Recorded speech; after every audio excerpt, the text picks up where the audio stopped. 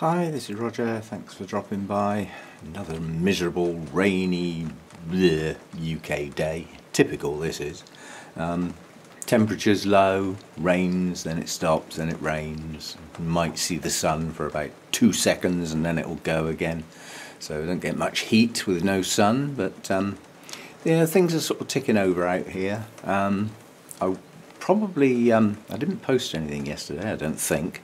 I'm working on my talk that I'm possibly giving at the Orchid Society in a couple of weeks' time. Depends whether the person they originally arranged for actually turns up or something like that, but I need it ready in case I'm asked to do it. And I need to get it ready anyway because I'm definitely doing it at the other Orchid Society, and that's already programmed in. And I think they're going to program the talk in for their next year's thing anyway, so I need to do it. And I worked on that a lot yesterday. I'm quite a long way through. When I've done it, basically it's a video with no sound. The idea being that it'll just be one big video that I can start and talk along with it as it progresses. So, you know, obviously it needs to be a certain length and I need to keep the chat running alongside it. So I'll have to practice it a couple of times, and I thought I'd use YouTube as a practice run, if you see what I mean.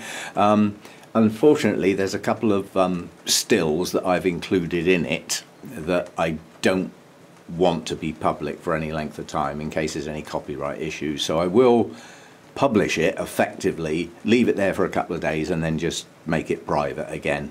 So you'll get a glimpse of it, if you see what I mean, just to run it through, and I'll do that when I've finished it, probably early next week, something like that. One thing I have noticed, this Dendrobium findleyanum is a colour changer. The camera might not pick it up, but this is one of the newest blooms to open, and the colour in the centre of the lip is a greeny yellow, quite a deep colour. But then as it ages, it turns to a real bright, deep yellow, if you see what I mean. See if I can put them together so you can see the difference. Difficult. But you can see there's a green tinge to the newer blooms, and then that greeny tinge disappears and it just leaves the bright golden yellow. So as a first-time bloomer, that's very pleased with that. There's a few things going over out here, which is a shame, but that's life. And there's a few sets of buds about to burst. My lurking in under there, because that's a cooler one that doesn't need the bright light. That's the it's Oncidium alexandriae, but it was Odontoglossum crispum. Those buds are starting to show some patterning through the sepals now, so that won't be too long. This Hamilton aria is just starting to crack its buds now, so it you know, that will be open soon. But what has just opened while I picked the camera up is my Sederia japonica, or Phalaenopsis as it's now known. This is just open. This is the first spike I've grown. It was in bloom when I got it, and this is its first spike since. I've had to strap it effectively because it was lying on along the leaf and wouldn't have allowed the lower buds to open very well. It blasted one at the back and it dropped its first bud. Well, it didn't develop, basically, it just sat there. But the rest look okay. It looks like they're all going to open.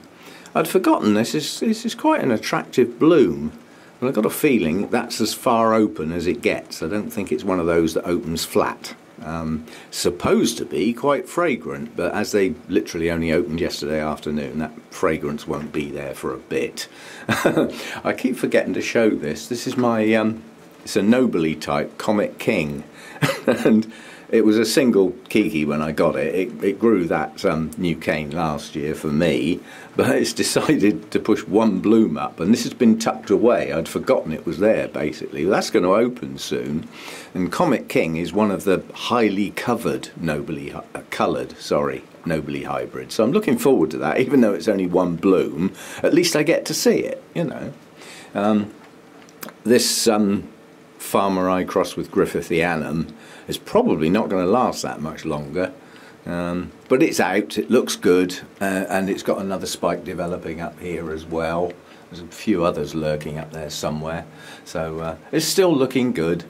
And yeah, that'll do for now, because as I say, I've got a very busy day. I'm working on the computer, I've got a couple of trips out to do, so I'll leave it at that for today. But I'll have a last look at that.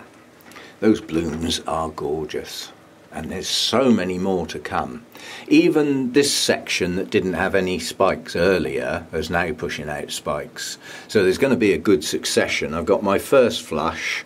The larger buds moving up the plant will be next, these, followed by these over this side and the top of the plant, and then followed by these that are just starting. So it's going to be in bloom a long time. I'm not sure the actual blooms last a huge amount of time.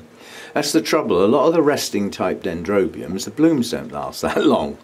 Whereas if you get the old things like the Latorias, you know, you're looking at 3 months worth of blooms when they do. So, you know, but I like that. I like that a lot.